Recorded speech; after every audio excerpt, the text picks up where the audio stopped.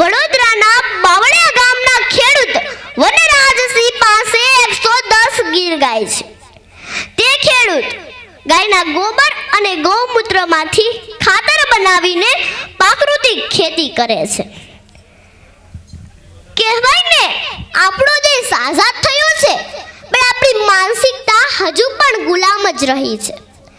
આપણા ભારત દેશમાં 37 પ્રકારથી પણ વધારે ગાયોની શુદ્ધ જાતિ છે, પણ છતાં આપણે વિદેશમાંથી જસી ગાયો લાવ્યા છીએ અને આપણી દેશી ગાયોને કતલખાને. યાદ રાખજો, જ્યાં ગાય કપાતી હશે ત્યાં ગાય જ રહી, પણ 33 કરોડ દેવી દેવતા કપાય છે. સાથે કૃષ્ણનું હૈયું અને હિન્દુ ધર્મની આસ્થા કપાય છે. મિત્રો, જ્યાં કૃષ્ણને રીઝવવો હશે ત્યાં ગાયને બચાવવી પડશે. બાકી જ્યાં ભલે ને ગોપીઓ રાસ રમતી હોય કે વાંસળીના સૂર રેલાતા હોય, પણ ત્યાં કૃષ્ણ ક્યારેય નહીં આવે. એ વાત કેવી રીતે ભૂલાય કે ગાયની સેવા કરવા તો દેવી દેવતાએ આ પૃથ્વી પર જન્મ લીધો હતો. બ્રાઝિલનો રાજા જ્યારે ભાવનગર આવ્યા અને વિદાય સમયે ભાવનગરના નરેશે કહ્યું, રાજન, અમને કોઈ એવી વસ્તુ આપો કે અમે કદી ન ભૂલી શકે.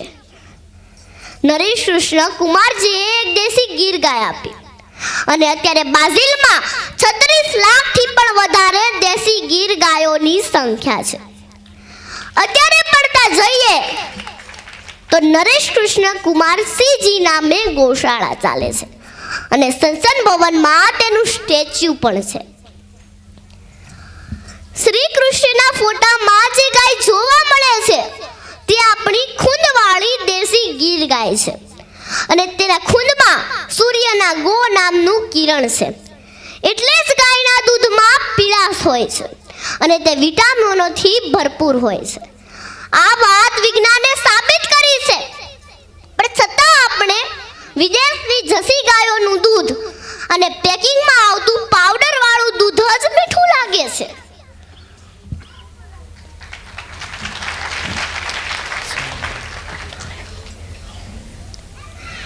આપણા આજે શહેરમાં 5 સારી ગાય પણ જોવા નથી મળતી. રસ્તે કચરો, પ્લાસ્ટિક અને ગંદી ચીજો ખાતી જ જોવા મળે છે. આવી લાચાર ગાયોની આંખોમાં એકવાર જુઓ ને તો માત્ર કરુણતા જ જોવા મળે છે.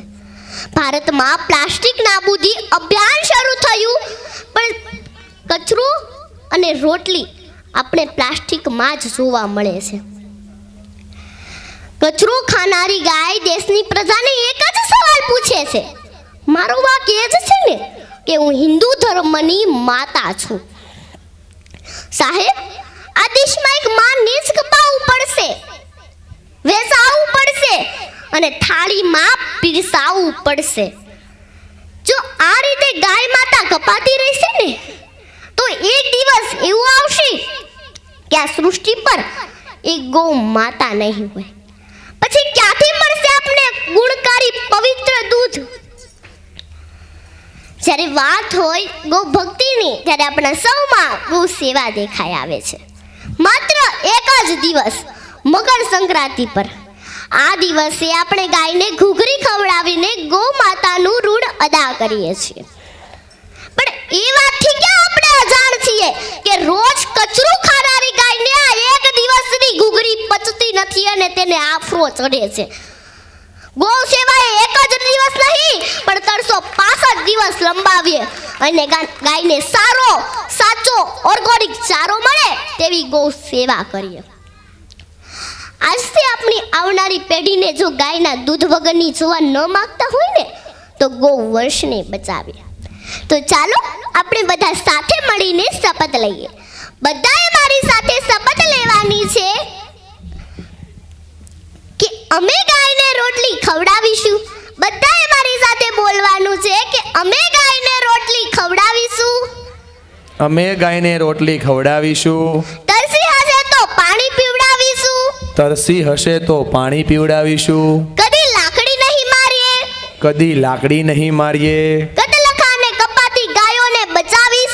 કતલખાને કપાતી ગાયોને બચાવીશું. ગુનેગારને સજા અપાવીશું ગુનેગારને સજા અપાવીશું. અને ગુજરાતને ફરીથી ગોકુળિયું બનાવીશું. અને ગુજરાતને ફરીથી ગોકુળિયું બનાવીશું. જય તાળીઓ ગૌ માતા, જય ગૌ. જય ગૌ માતા. જોરદાર તાળીઓ.